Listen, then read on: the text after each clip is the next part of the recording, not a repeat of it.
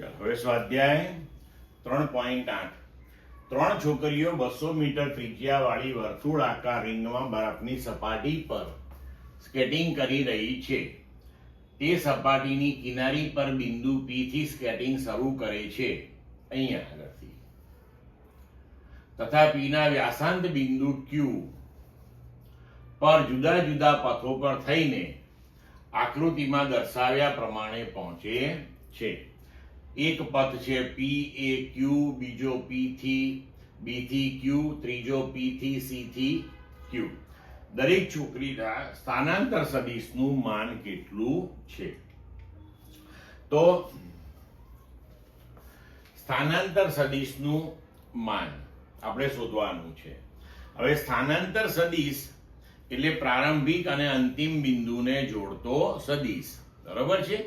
રસ્તો ભલે ગમે તે લીધો હોય પણ સ્થાનાંતર સદિશ એટલે પ્રારંભિક અને અંતિમ બિંદુને જોડતો સદિશ. તો ત્રણેય છોકરીઓના કિસ્સાની અંદર અહીંયા સ્થાનાંતર સદિશ તો સદિશ PQ જ બનવાનો છે, કારણ કે ત્રણેય કિસ્સામાં પ્રારંભિક અને અંતિમ બિંદુ એક જ છે. તો હવે તેનું મૂલ્ય કેટલું?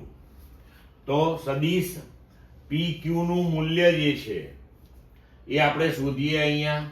તો સદિશ PQ નું મૂલ્ય એટલે કે આ વર્તુળનો વ્યાસ થશે. વર્તુળનો વ્યાસ એટલે 2 ટાઈમ્સ ત્રિજ્યા.